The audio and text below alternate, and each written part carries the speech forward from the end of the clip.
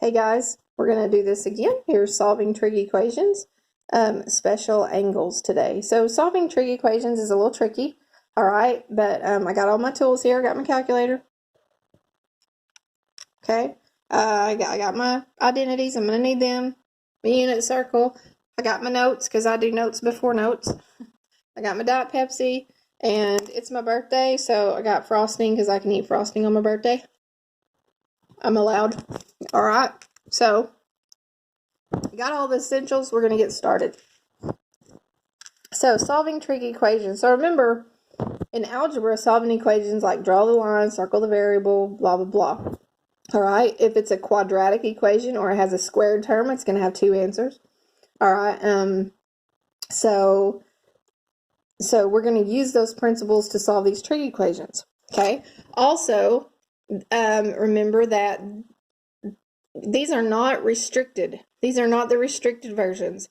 Remember, restrictions are indicated with a capital letter. None of these have capitals today. Okay, but they're also not going to be the infinite answers. All right, we're going to have the guides on ours today that go from 0 to 360. So basically, they want the positive answers in one rotation. They don't want the infinite thing, and they don't want the restricted version. They want all answers between 0 and 360. Okay, so keep that in mind too. So we're going to solve just by jumping into one here.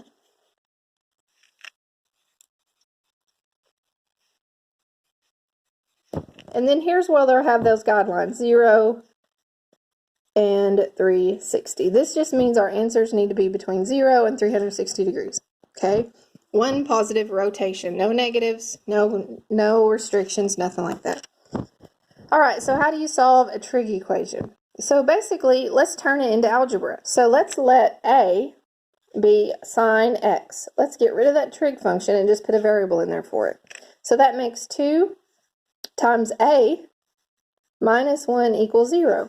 Now, this looks pretty simple. You guys know how to solve a regular equation. We're going to add 1 to both sides. Divide by 2. So I get A to be 1/2.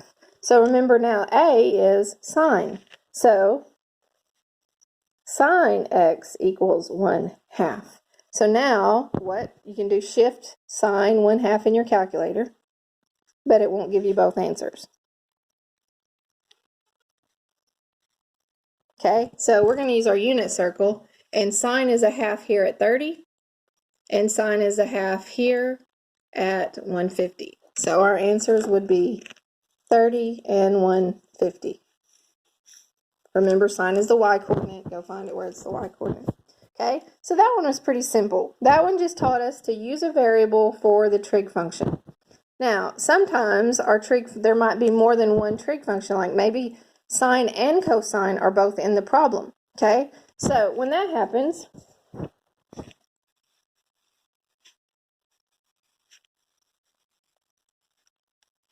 okay, when the equation has more than one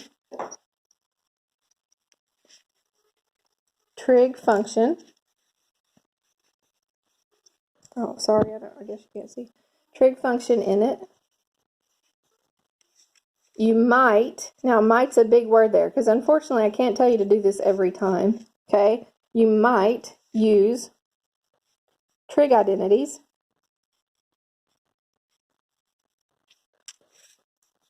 to get the equation in terms of one trig function.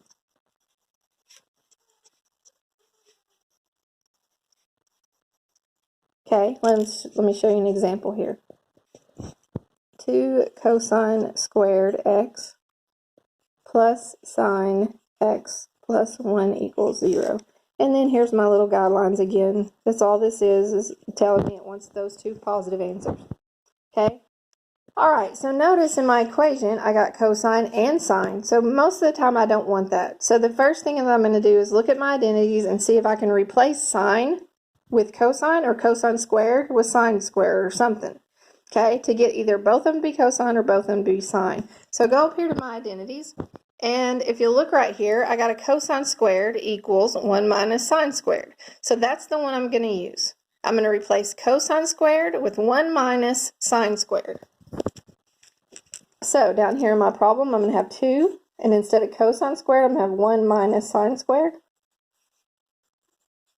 And then everything else stays the same. Oh, I forgot my x.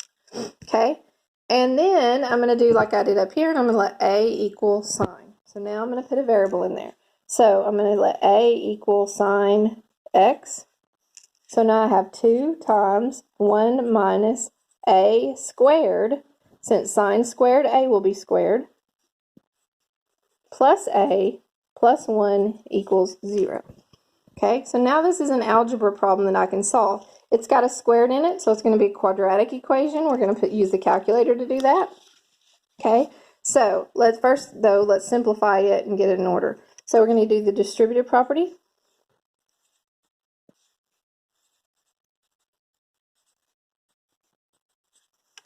I'm going to write my a squared term first, because usually we write it in order. Then my regular a term. Then 2 plus 1 are like terms, so that would be 3 for my regular numbers. And so here's my equation. Now you could factor it. You could use quadratic formula.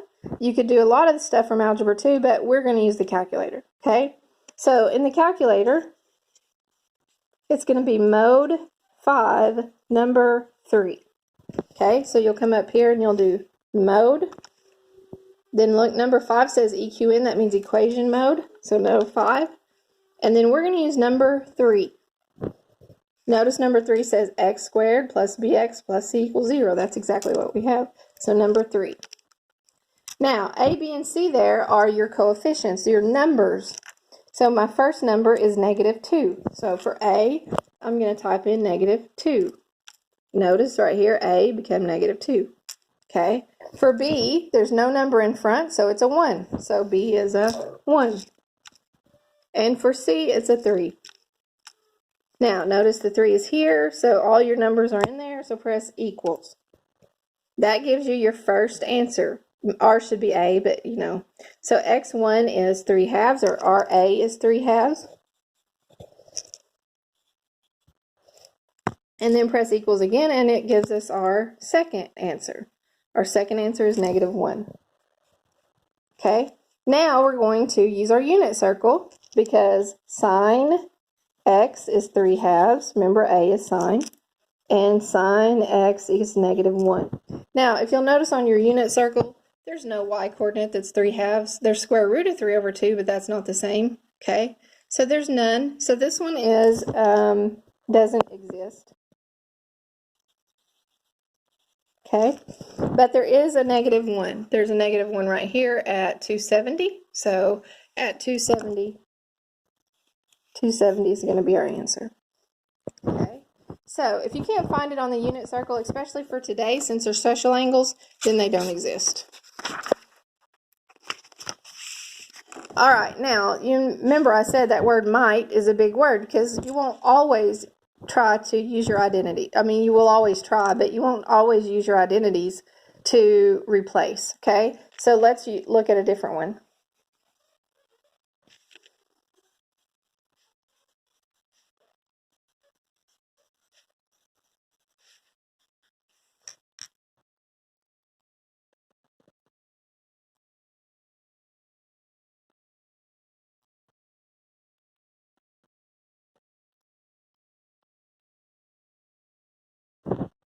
All right, so look at this one. So I actually am going to use my identities here, but not to get them both to be sine or both to be cosine, okay? So first of all, see this 2 right here? Notice, like on this side, the square root of 3 is in front of the trig function. Or if there was a number here in front of the trig function, that would be okay.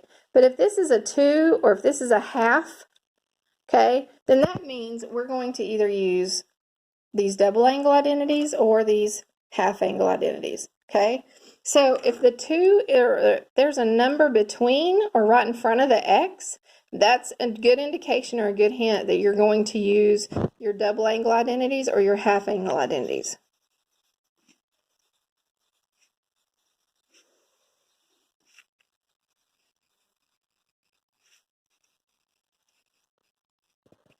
Double or half angle identities, depending on which one it is. Okay, this is double, obviously. All right, so I'm going to use my identity, but I'm not going to use my identity to get these both in terms of cosine or both in terms of sine. I'm going to use my angle identity to get rid of that. All right, so go up here and find sine 2x, and you'll see right here, sine 2x is 2 sine cosine. So that's what I'm going to use. I'm going to replace sine 2x with 2 sine cosine. So I'm going to replace sine 2x right here, 2 sine cosine. The other side just stayed the same. Okay, now that 2 is not in front of the x, because really I can't do any kind of solving if that 2 is in front of that x. I need it out of there, or if a half was in front of the x. Okay, so now how am I going to solve this? So I'm going to look at my identities and see if I can come up with something that I could replace and get them both in terms of sine or cosine. But when I do, okay, we'll notice that there really isn't anything. Cosine is sine times cotangent. Cosine's 1 over secant. I don't need that.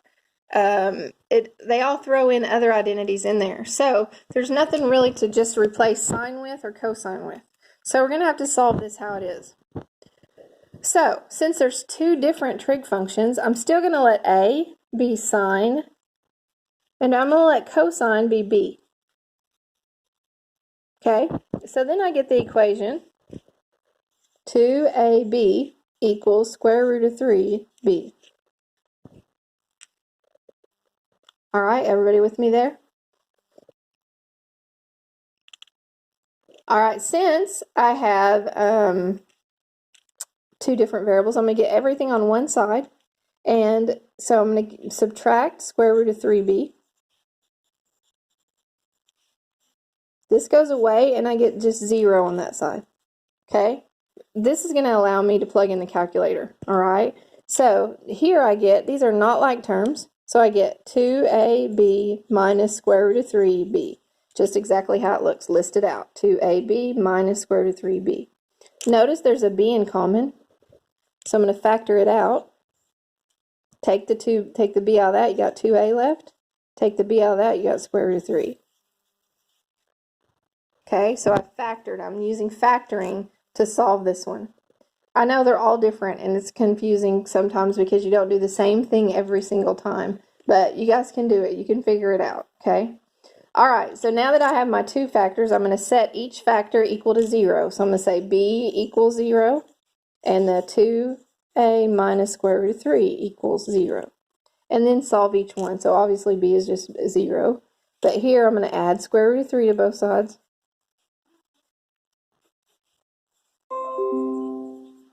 Then I'm going to divide by 2. So a is square root of 3 over 2. So remember, a was sine, and b was cosine.